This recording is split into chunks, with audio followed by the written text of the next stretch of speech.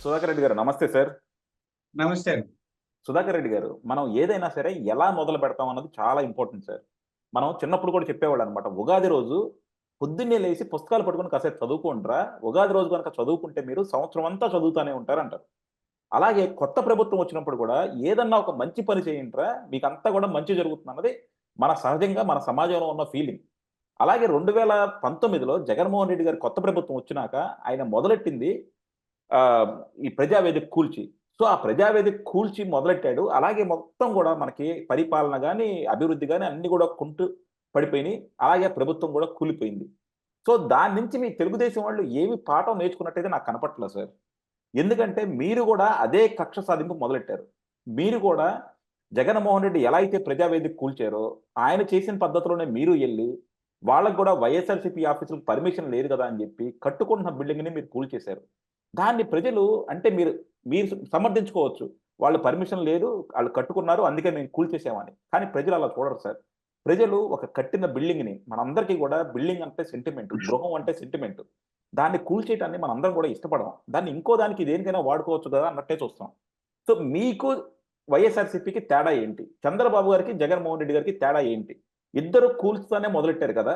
So, మాకు ఎన్ని సంవత్సరాలు సార్ ఇంకా మాకు ప్రజలుగా ఈ శిక్ష మాకు?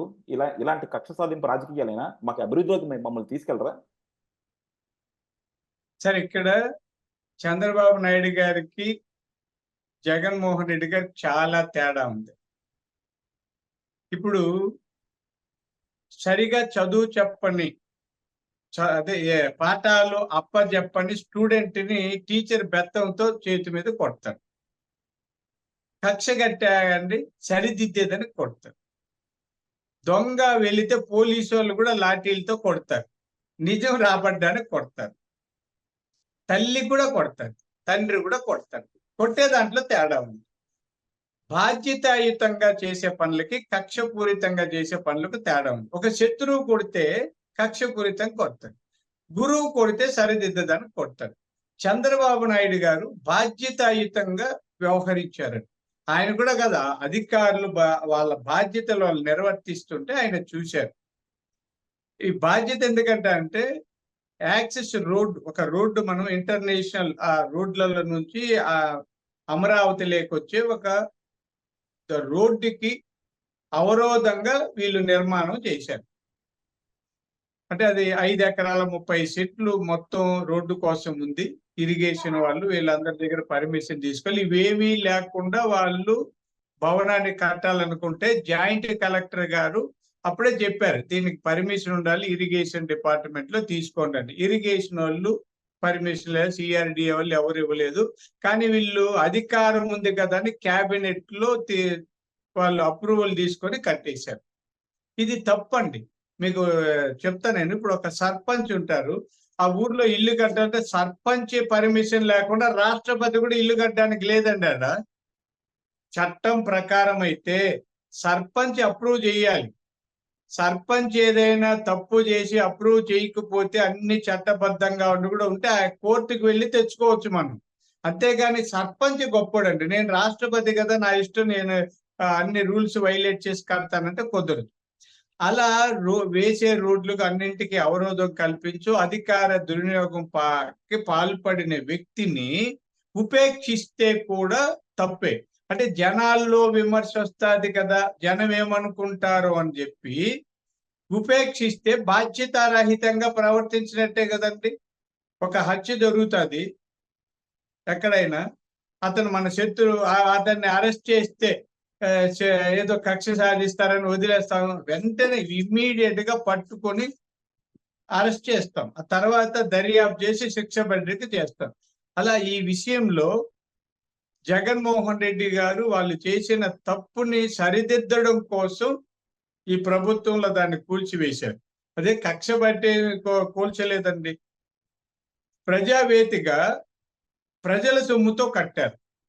ప్రజల సొమ్ముతో కట్టారు కాబట్టి దాన్ని ప్రభుత్వం వాడుకోవచ్చు, ఎలాగైనా వాడుకోవచ్చు. అదేమి జగన్మోహన్ రెడ్డి గారిది కాదు, చంద్రబాబు నాయుడు గారిది కాదు. ప్రభుత్వం సొమ్ముతో కట్టారు. ఇక్కడ అలా కాదు కదా. రూల్స్ ని వైలేట్ చేసి చట్టానికి వ్యతిరేకంగా పర్మిషన్ లేకుండా కట్టారు. సరే కోర్టుకి వెళ్ళారు. కోర్టులో కూడా చట్టబద్ధంగా ఎలా ఉంటే అలా చేయండి అని అన్నారు. ఇంకా ఆగకుండా ఈ రోజు ఉదయం కొట్టేశారు. కొట్టకపోతే ఒకవేళ పొరపాటుగా కోర్టులో స్టే తెచ్చేసుకున్నారనుకోండి, ఇంకా అదన్నీ అవరోధమే కదండి. ఇంత పెద్ద అమరావతి మహానగరం కావాల్సిన అమరావతికి ఆదిలోనే హంసపాద అన్నట్టు ఆ దారిలోనే అడ్డంగా వీళ్ళుంటారు. రేపు అక్కడ ధర్నాలు అంటారు, రాస్తారోకాలు అంటారు, రానివ్వరు, పోనివ్వరు, రాకపోకలకు అవరోధాలు, గందరగోళాలు ఇవన్నీ. అంటే మనం ఇలాంటి అసాంఘిక శక్తులన్నీ రోడ్డు పైన ఒక భవనం కట్టి పెట్టినట్టే, జాగ్రత్త ఉండదు. అందుకని దూరదృష్టితో ఆ భవనాన్ని కూల్చివేశారు.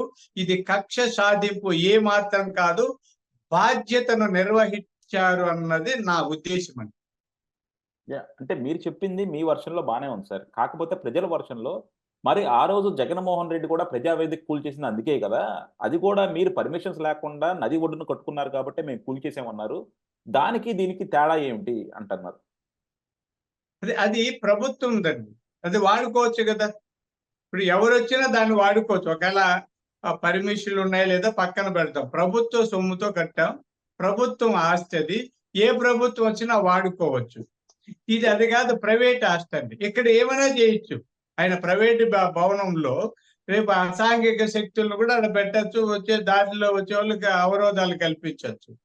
ఇక దారికి అడ్డంగా ఏర్పాటు చేయొచ్చు. అందుకని వ్యక్తికి, సమాజానికి, ప్రభుత్వానికి చిన్న చిన్న తేడాలు ఉంటాయి. సామాజిక స్పృహ ఉన్నప్పుడు వ్యక్తి కంటే సమాజం గొప్పదండి. ప్రభుత్వం వ్యక్తి కంటే మీరు చెప్పిన దాన్ని బట్టి క్లుప్తంగా నాకు అర్థమైంది ఏంటంటే, చంద్రబాబు గారికి, జగన్మోహన్ రెడ్డికి తేడా ఉంది. జగన్మోహన్ రెడ్డి ఆ రోజు కూల్చేసింది అది ప్రభుత్వ ఆస్తి. అది ప్రభుత్వానికి దక్కిన ఆస్తిని జగన్మోహన్ రెడ్డి గారు కూల్చేశారు. అలాగే నిజంగా చంద్రబాబు గారు కూల్చాలనుకుంటే జగన్మోహన్ రెడ్డి కట్టిన ప్యాలెస్‌ని కూల్చేసేవాళ్ళు గదా! ఋషికొండ ప్యాలెస్‌ని. అది ప్రభుత్వానికి ఉంటుంది కాబట్టి దాన్ని కూల్చలేదు. కానీ ఇది పార్టీ ఆస్తి. పర్మిషన్స్ లేకుండా మనకి పార్టీ కట్టుకుంది కాబట్టి పార్టీ ప్రైవేట్ ఆస్తి కాబట్టి దాన్ని కూల్చారు. సో రెండిటికి తేడా ఉందంటారు. Thank you. అవునండి. తేడా ఉందండి. Thank you very much sir.